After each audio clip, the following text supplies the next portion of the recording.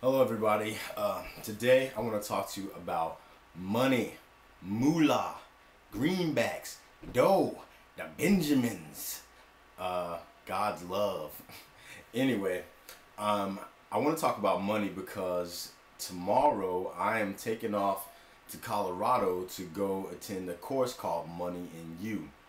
And before I go to that course, I decided that I would do a post about money and me. And I figured um, that I'm doing this primarily for myself, first and foremost, to be able to just have a little streaming consciousness flow of ideas of what I think about money. Because a lot of people have misconceptions about me and money. A lot of people think that because I'm on the path to be a minister, that I must have something against money. Some people who know me think that I have something against money, like I think it's evil or something like that. And that's not the case. So, without further ado, I'm going to try to put into words my personal idea of money. So, money. To me, money is like um, anything else in the world. It's a raw material. And then what we do is we take this raw material and then we can create certain things with that raw material.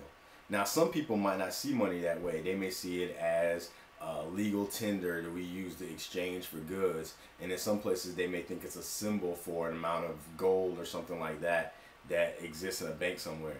And just to let you guys know, that's not the case in America anymore.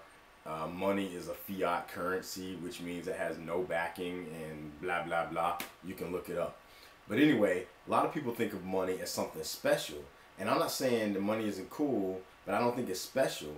I think that money, as I said before, is a raw material in a sense. It's a symbolic material. And so let's say I wanted to create a nice party for my daughter. Then I would say, okay, I'm going to create this. And in order to do that, I'm going to need to use this raw material, money, in a certain creative fashion in order to orchestrate this particular event. Now, money's not the only way I can do that. I can create that same party through an exchange of services or something like that using other forms of energy or energetic raw material. But money is something that a lot of people agree on, so it's an easier way of exchanging than, may say, if I pray for you or rub your back or cut your toenails or cut your grass or work at your company or something like that. So at any rate, so money just facilitates that. I also see money as something that we are in relationship with. Just like everything else in the world, we're in a relationship with nature, we're in a relationship with people, we're in a relationship with invisible forces that we're not aware of. Sometimes gravity we are aware of, and there's other forces that affect us that we're not aware of. Money, I feel like, operates in that same kind of realm. So, because I can be in a relationship with money, I think that I can have a certain attitude toward money that can either cause me harm or it can be of service to me. And just because I used gravity for another thing the other day, I'll use it again. So I can have this relationship with gravity. I have it. Gravity and I work together. Now I could have a total disregard for gravity and be like, you know what, gravity? You don't tell me what to do. I'm gonna jump off this building and dive down, and I'm gonna land on my feet and walk off like nothing never happened. Matter of fact, I'm not even gonna touch the ground. I'm gonna jump off, then I'm gonna change my mind, float up, and fly. And gravity will probably disagree with me, and because of my disrespect, gravity will contribute to my demise. So I feel like the same thing goes with money. I gotta have a healthy respect and relationship for it because there are certain things my approach to money can affect how I live my life in a certain way. At the same time, money is not my life. I'm able to shift and say, hey, I want to do this. It costs this much money or this much service or this much exchange. And if I don't agree with it, then I'm not going to be able to express myself in the way that I said I want to express myself. Whether it's going on a vacation or providing something particular for my family. Because of my respect and my relationship with money, I can do certain things to try to bring it into my life. However, I'm not going to just base everything I do off of that. For example, my blogs. A lot of people ask me, why don't you put something on your blog so you can make money off of it? Why don't you do this and why don't you do that? And to tell you the truth, I have no problem with it. I'm aware that my blog provides a service for some people, and I'm aware that some people get a lot out of it, and it makes them think and it changes their lives and different things like that. And maybe at some point I will do that. But the reason why I haven't done it up to this point is because if I were to think about what I was going to say as if I were providing something for a customer, I'm aware that it would shift how I express myself. And because I haven't gotten to a point within my own, consciousness where I can make something and I know money's on the other end without thinking about how I provide that service, I'm keeping them separate.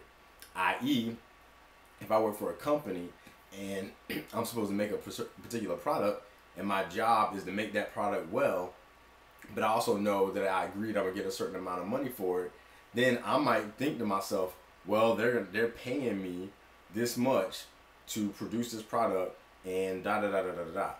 And at this stage, I don't want to do that with my blog, and I don't even want to do that with my ministry.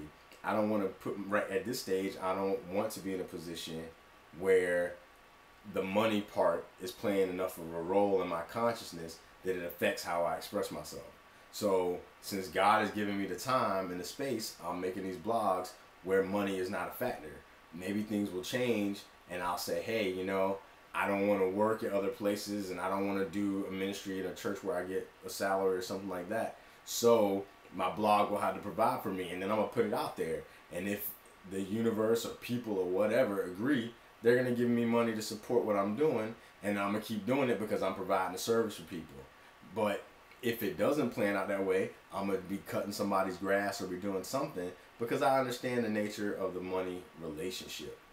That being said, if some benevolent benefactor likes my blogs and wants to give me $1 billion and say, right on, my son, and don't even think about it, hey, I'll take it because I have no problem with money. It's just that it's just a form of expression in the realm of many other forms of expression. And so I do not choose to make it the means or the end to whatever it is I'm doing, though I will receive if it is given to me in that way. In the meantime, until the dollars roll in, I am just receiving the gift that God has given me to be able to just write and create. I like doing it, so I'm doing it. And I don't think there's any trees out there or any animals out there that do what they do, thinking about what they're going to get out of it in the sense of financial reward. I don't know if that was a good analogy, but I put it out there. So at any rate, I'll write some more on the blog underneath to kind of express what I think I'm going to do is I'm going to write a letter to money and then see what I get out of it, and maybe you'll get something out of it too.